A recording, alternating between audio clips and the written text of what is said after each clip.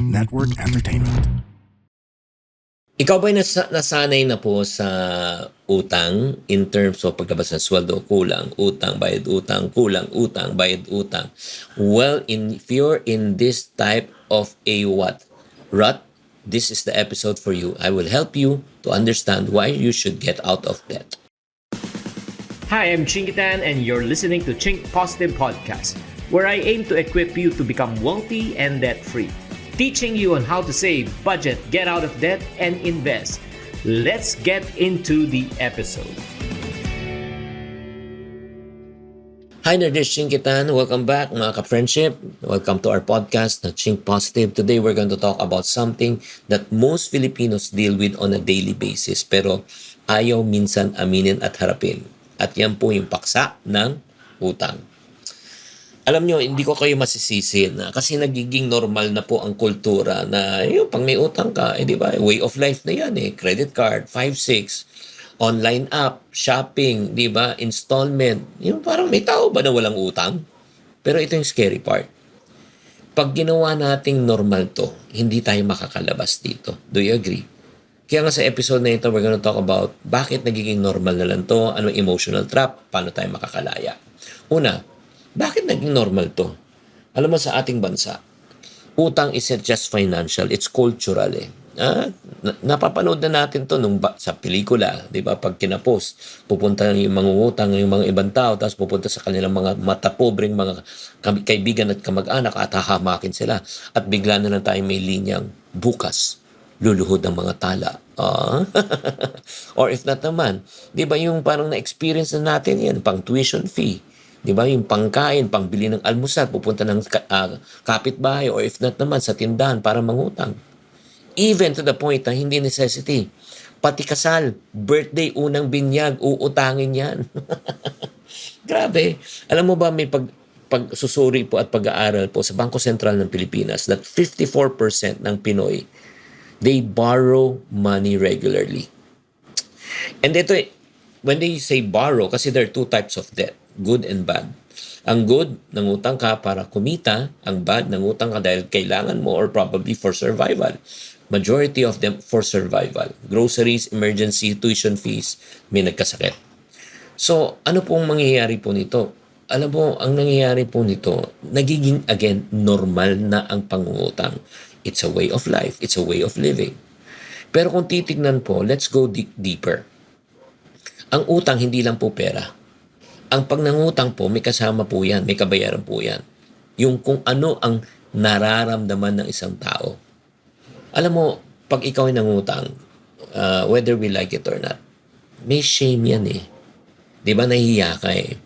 Kunyari may nag-text na hindi mo kilala, may nagko-call unknown number, ayaw mo sagutin.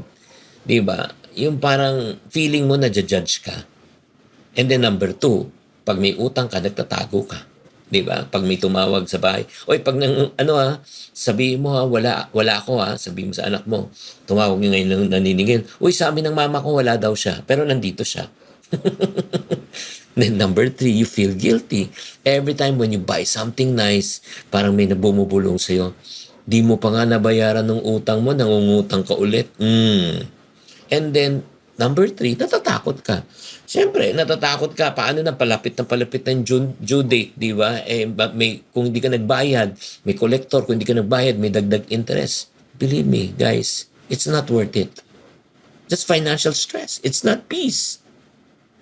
The truth is, debt culture feeds on pressure. Bakit ka ba nangungutang? Nangungutang ka ba so that you can belong? Nangungutang ka ba to impress other people? Nangungutang ka so that you can be out of stress for a few moments lang? But the more we borrow, the more we are trapped. Di ba may mga ibang tao nangunguta para pambayad lang na ulit ng utang? Guys, let me talk to you. And if you really want to get out of this, again, I'm not here to shame you na may utang ka. I know how heavy it feels because I was also in that situation. Para sa mga taong seryoso and you want to get out of this, ako nakikiusap ako sa iyo. Number 1, starting today. Stop calling it normal. Hindi po normal na magkautang. Why? If you believe in God, God wants you to become the head, not the tail. He wants to make you the lender, not the borrower. He wants you to put at the top, never be at the bottom. The reason why nangungutang tayo, kasi nagmamadali tayo, gusto natin, we want it now. We cannot wait for God's timing. Real talk lang. Because when God blesses you with something, He adds no trouble to it. Agree? Number 2, face the music. Face the numbers. In other words, kumuha ka ng papel, sulat mo na lahat ng mga utang mo. Masakit yan sa umpisa kasi na-realize mo ang dami mo kapalpakan pala. But the reality is you cannot fix what you avoid. You cannot fix a problem if you don't face the problem. Agree? Number 3, magbayad ka. Kahit na maliit. Kahit 100 pesos lang, basta consistent ka lang. In paying off your debt, it's not in the amount, it's in the willingness to pay. Number 4, cut the triggers. Kung talaga nangungutang ka dahil nga sa lifestyle mo, di ba? Uninstall mo muna ang app mo. Tigilan mo muna ang pagkain sa labas. Tigilan mo muna ang pagsama sa mga taong talaga umaakit sa'yo ng gumastos. Hello? Remind yourself that peace feels better than new things.